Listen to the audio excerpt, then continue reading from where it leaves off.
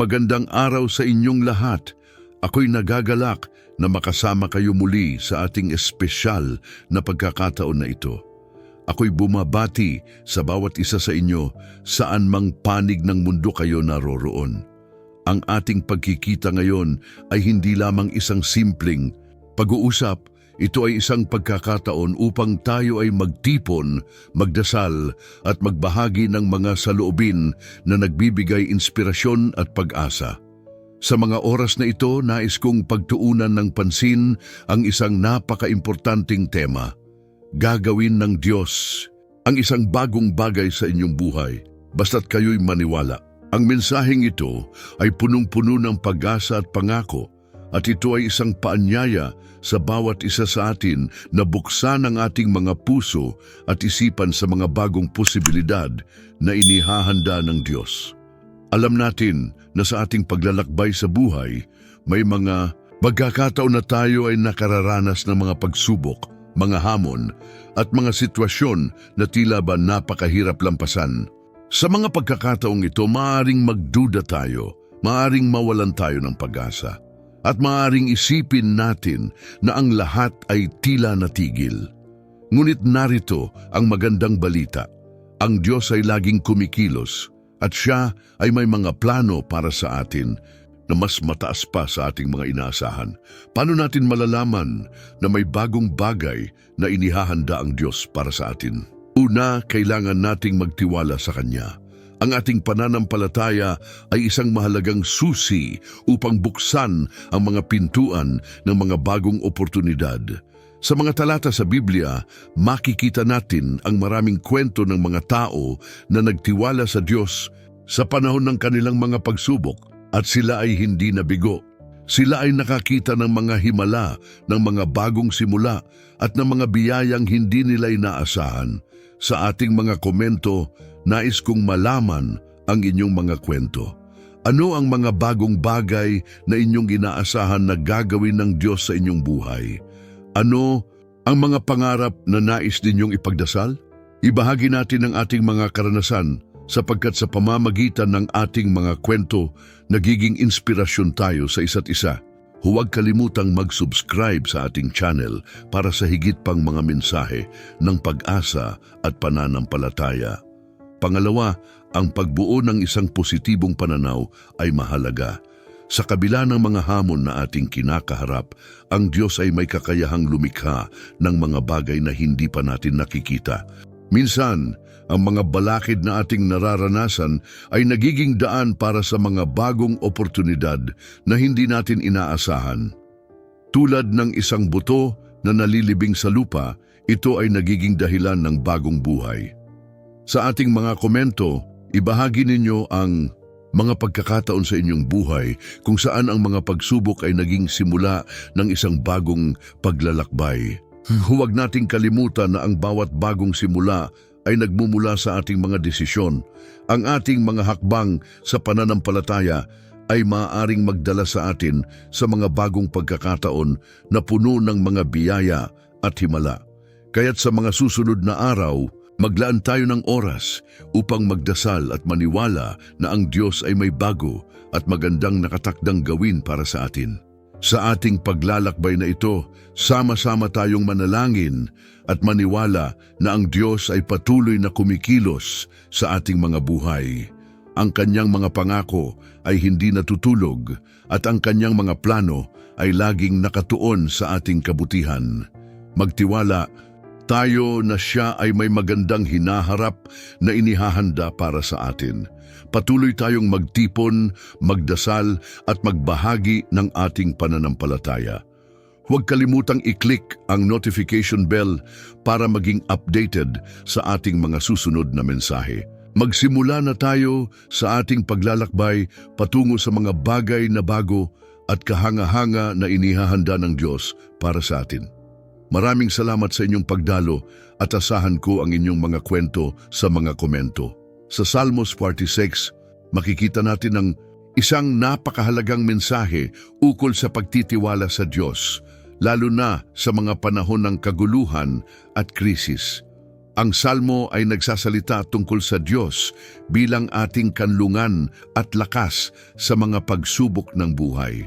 Sa gitna ng mga bagyo at unos na nagiging bahagi ng ating paglalakbay, ang presensya ng Diyos ay nagbibigay ng kapayapaan at katiyakan. Ito ang paalala sa atin na sa kabila ng mga hamon na ating kinahaharap, may mga bagong bagay na darating kung tayo ay mananatiling nagtitiwala.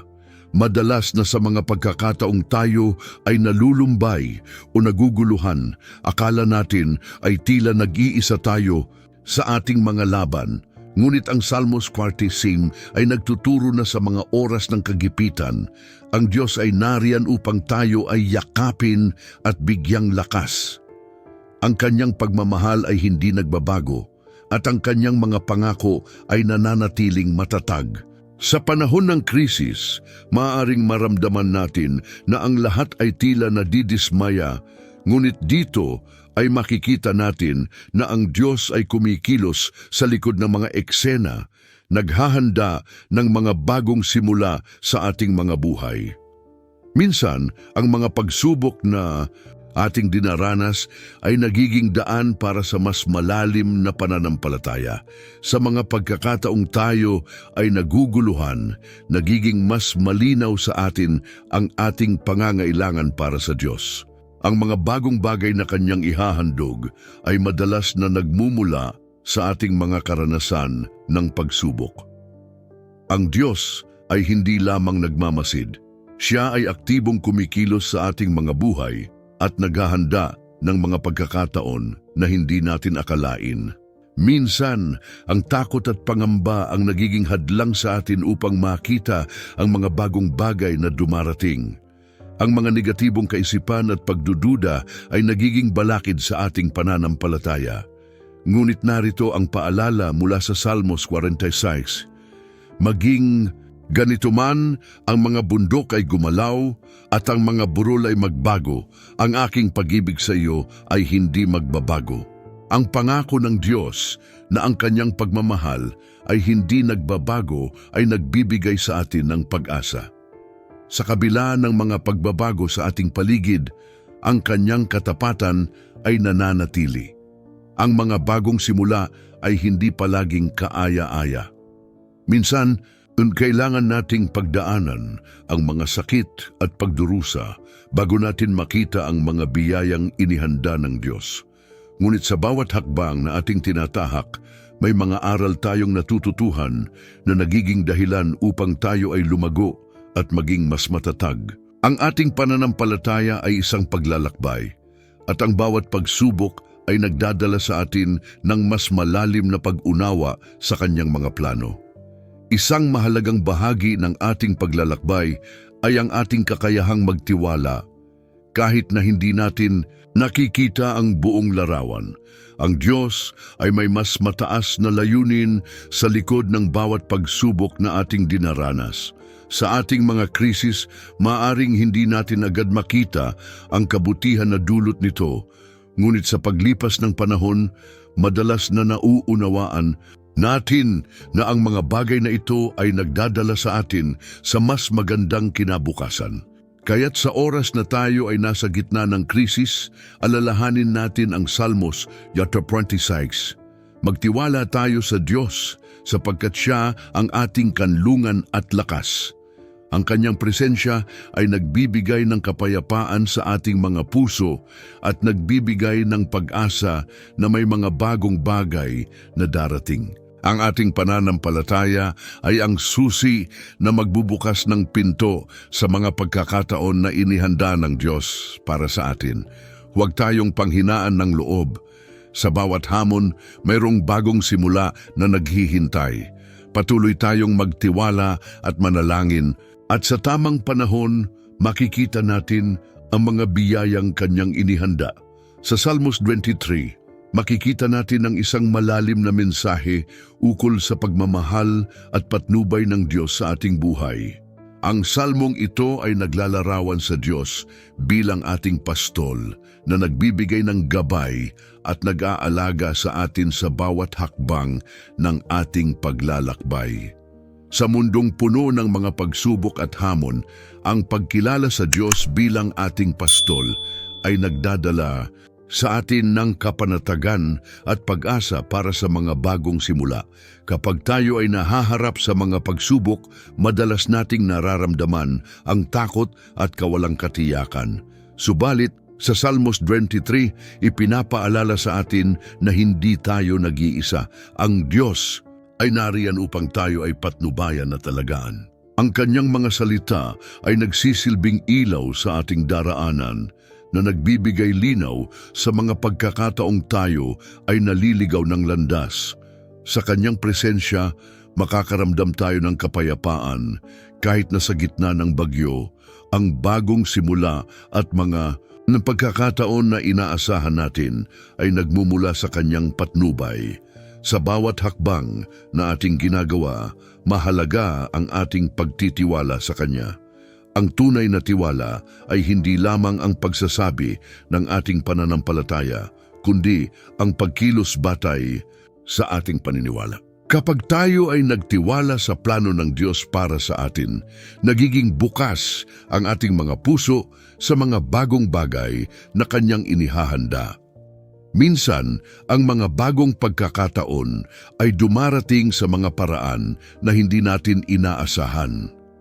Baka may mga pagkakataon na tayo ay nakakaranas ng mga pagkatalo o pagkawalang sigla, ngunit sa mga sandaling iyon, dapat nating tandaan na ang Diyos ay may mas mataas na layunin.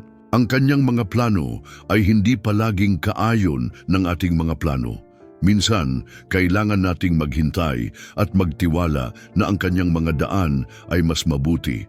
Ang bawat pagsubok ay maaaring maging hakbang patungo sa isang mas magandang kinabukasan. Sa mundong ito, maraming tao ang nagiging biktima ng kawalang katiyakan at takot. Subalit, bilang mga tagasunod ni Kristo, tayo ay tinawag na maging mga ilaw sa dilim. Ang ating pananampalataya ay hindi lamang dapat magdala ng kapanatagan sa ating sarili, kundi ito rin ay dapat maging inspirasyon sa iba. Sa pamamagitan ng ating mga kwento ng tagumpay at pagbabago, makikita ng iba ang kapangyarihan ng Diyos na kumikilos sa ating buhay. Kaya naman, mahalaga na tayo ay maging handa sa mga bagong simula at sa mga pagkakataon na maaari nating ibahagi ang ating mga karanasan. Isang mahalagang aspeto ng Salmos 23 ay ang pagkilala sa mga bagong simula na nagmumula sa ating mga pagkatalo o pagkukulang. Ang mga pagkakataong tayo ay nadadapa ay hindi katapusan, kundi isang pagkakataon upang muling bumangon at lumakad kasama ang Diyos. Ang ating mga pagkakamali at pagkukulang ay nagiging bahagi ng ating paglalakbay patungo sa mas mataas na antas ng pananampalataya at pagtitiwala. Ang Diyos ay hindi nag-aaksaya ng anumang karanasan. Ang bawat hakbang, maging ito man ay tagumpay o pagkatalo, ay bahagi ng Kanyang plano para sa ating buhay. Sa huli, ang ating pananampalataya sa Diyos bilang ating pastol ay nagdadala sa atin ng katiwasayan at kasiguraduhan. Ang Kanyang pag-ibig at pagkalinga ay nagbibigay ng lakas upang harapin ang anumang pagsubok. Sa bawat bagong umaga, may mga bagong pagkakataon na naghihintay sa atin. Ang mahalaga ay ang ating pagtitiwala sa Kanyang plano at ang ating bukas na puso sa mga bagong bagay na Kanyang inihahanda. Tayo ay hinihimok na maniwala na ang Diyos ay gagawa ng bago sa ating buhay, at sa pananampalatayang ito, tayo ay magiging handa na yakapin ang mga oportunidad na darating. Ang Salmos 91 ay isang napaka-maimpluwensyang aklat na nagbibigay sa atin ng pag-asa at tiwala sa mga pangako ng Diyos. Sa mundong puno ng hamon at pagsubok, ang ating pananampalataya sa Diyos ay nagiging ilaw na naggagabay sa atin sa gitna ng dilim. Sinasalamin ng salmong ito ang ating pangangailangan sa proteksyon at pag-asa na nagbibigay diin na sa kanyang mga pangako. Tayo ay hindi nag-iisa at may mga bagong oportunidad na naghihintay para sa atin. Ang Diyos ay may kakayahang gumawa ng mga bagong bagay sa ating buhay. Madalas sa ating mga karanasan, tayo ay nahaharap sa mga sitwasyon na tila walang pag-asa. Maaaring ito ay mga pagsubok sa kalusugan, hirap sa pinansyal o mga suliranin sa relasyon. Sa kabila ng lahat ng ito, ang Salmos 91 ay nagpapaalala sa atin na mayroong Diyos na handang magbigay ng proteksyon. Sa Kanya, tayo ay may kasiguraduhan na may mga bagong simula at pagkakataon na darating. Ang unang taludtod ng Salmos 91 ay nagsasaad, siyang nananahan sa lihim na dako ng kataas-taasan ay mananatili sa lilim ng makapangyarihan sa lahat. Aning mga salitang ito ay nagbibigay ng larawan ng isang ligtas na kanlungan, isang lugar kung saan tayo makakatagpo ng kapayapaan at kapanatagan. Sa ating paglalakbay, maaaring may mga pagkakataon na tayo ay natatakot o naguguluhan. Subalit, sa pagtitiwala sa Diyos, tayo ay pinapalakas at pinoprotektahan. Ang kanyang mga pangako ay parang isang balabal na bumabalot sa atin, nagbibigay ng lakas upang harapin ang mga hamon ng buhay. Sa gitna ng mga pagsubok, ang Salmos 91 ay nag-aanyaya sa atin na maniwala na ang Diyos ay may mga bagong bagay na inihahanda para sa atin. Ang ating pananampalataya ay nagiging daan para sa mga positibong pagbabago. Kapag tayo ay nagtiwala sa Kanya, nagiging posible ang mga bagay na sa tingin natin ay mahirap. Ang Diyos ay hindi lamang Diyos ng nakaraan o kasalukuyan, siya rin ay Diyos ng hinaharap. Sa bawat hakbang na ating ginagawa, siya ay nariyan upang gabayan tayo at buksan ang mga pinto ng oportunidad.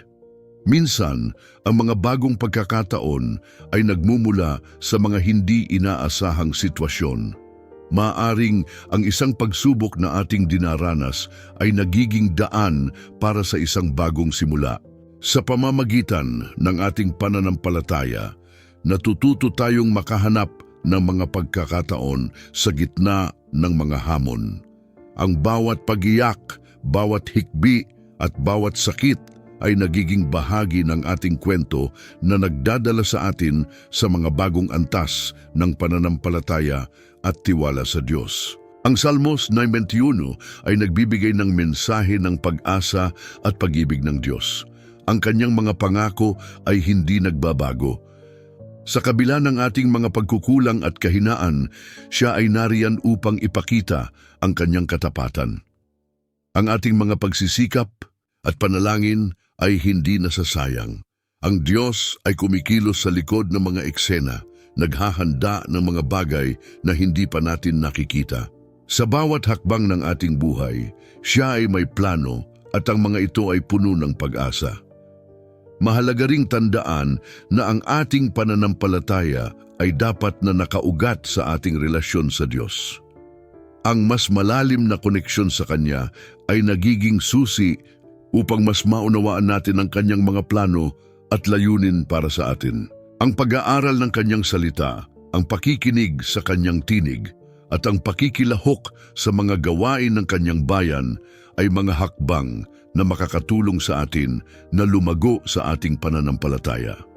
Ang mas malalim na pag-unawa sa Kanya ay nagiging dahilan upang mas maging bukas tayo sa mga bagong bagay na Kanyang inihahanda. Ang mga pagkakataong dumating sa ating buhay ay maaaring maging pinakamahusay na mga regalo mula sa Diyos.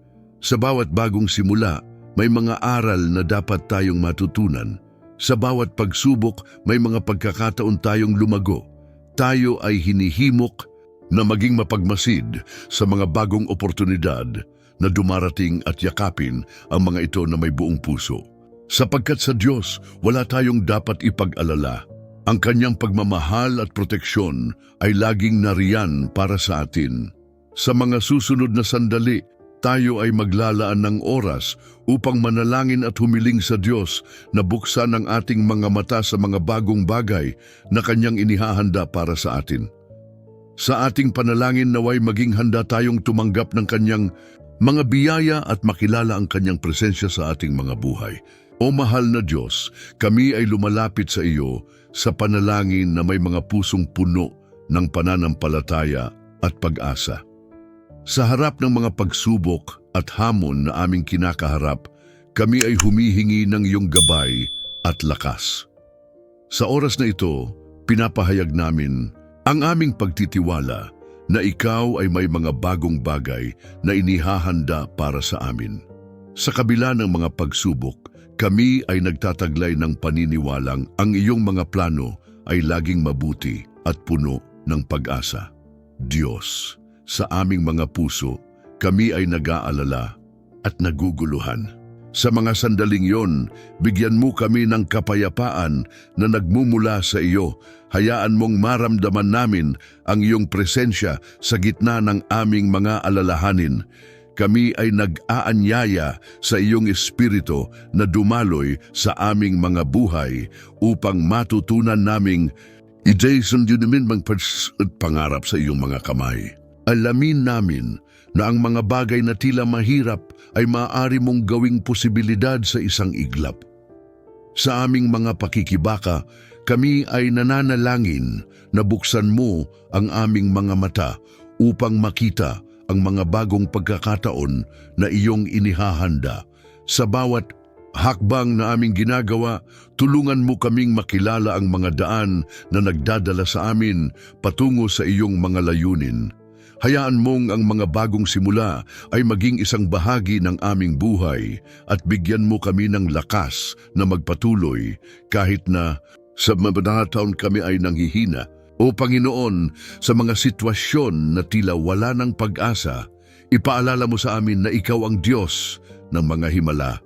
Ikaw ang nagbigay ng buhay at sa iyo walang bagay ang imposibleng mangyari. Sa aming mga puso, kami ay nag-aalay ng aming mga pangarap at hangarin. Nais naming sumunod sa iyong kalooban at maging instrumento ng iyong pag-ibig sa mundo. Turuan mo kaming maging bukas sa mga bagong ideya at mga pagkakataon. Sa kabila ng mga takot at pangamba, hayaan mo kaming lumakad sa pananampalataya. Batid na ikaw ay narito sa aming tabi. Palakasin mo ang aming loob at bigyan kami ng mga pagkakataon upang magpatuloy sa aming mga layunin. Sa aming pagkaunawa, ang pagbabago ay hindi palaging madali. Ngunit alam namin na sa bawat hakbang, ikaw ang aming kasama. Sa mga pagkakataong kami ay bumabagsak, tulungan mo kaming bumangon at muling lumaban. Huwag mong hayaan na ang aming mga pagkakamali ay maging hadlang sa mga bagong simula. Sa halip, ipaalala mo sa amin na ang bawat pagkatalo ay isang hakbang patungo sa tagumpay. Ituro mo sa amin na ang mga pagsubok ay nagiging mga pagkakataon upang lumago at matuto sa iyong mga aral. Panginoon, kami ay umaasa sa mga bagong bagay na inihahanda mo para sa amin.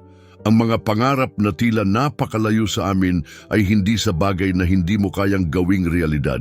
Ipinapaabot namin ang aming mga pangarap sa iyong mga kamay. At kami ay nagtitiwala na ikaw ay may mas magandang plano para sa amin.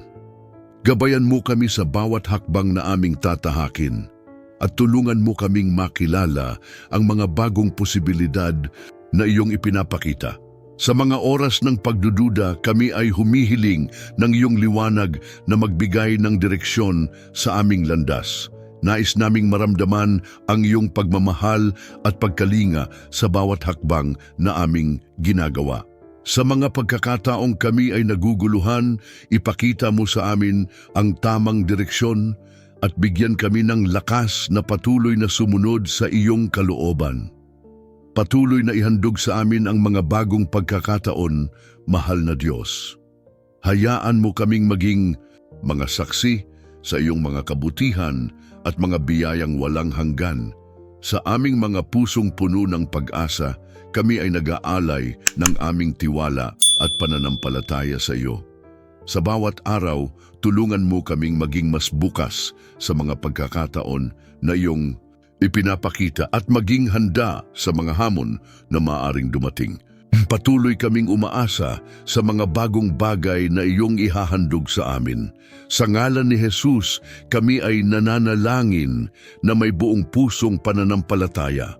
O Diyos, sa bawat sandali ng aming buhay, kami ay nag-aalay ng aming sarili sa iyo. Nais naming maging kasangkapan ng iyong kalooban at pagmamahal sa aming kapwa. Sa mga pagkakataong kami ay nahaharap sa mga pagsubok, ipaalala mo sa amin na hindi kami nag-iisa. Ikaw ang aming matatag na kanlungan at sa iyo kami ay may kapayapaan na hindi maipaliwanag. Minsan sa aming paglalakbay, kami ay maaaring mawalan ng direksyon. Sa mga oras na iyon, hayaan mo kaming maging mapagpasalamat sa mga simpleng bagay sa paligid namin. Sa mga natutunan namin mula sa mga pagsubok, matutunan naming pahalagahan ang mga maliliit na biyaya na iyong ipinagkakaloob. Hayaan mo kaming maging mapagbigay sa aming oras at kakayahan upang maipakita ang iyong pagmamahal sa iba. Sa aming mga pangarap kami ay umaasa na hindi lamang ang mga ito ay maging katotohanan, kundi maging inspirasyon din sa mga tao sa paligid namin. Nais naming maging ilaw sa kanilang landas na nagbibigay ng pag-asa at lakas sa mga pagkakataong sila ay nanghihina. Sa bawat pagkakataon na kami ay naglilingkod sa aming kapwa, naway madama nila ang iyong pagmamahal at pagkalinga sa pamamagitan ng aming mga gawa. Panginoon, sa mga pagkakataong kami ay naguguluhan sa mga desisyon na aming kailangang gawin, tulungan mo kaming maging matalino at maingat.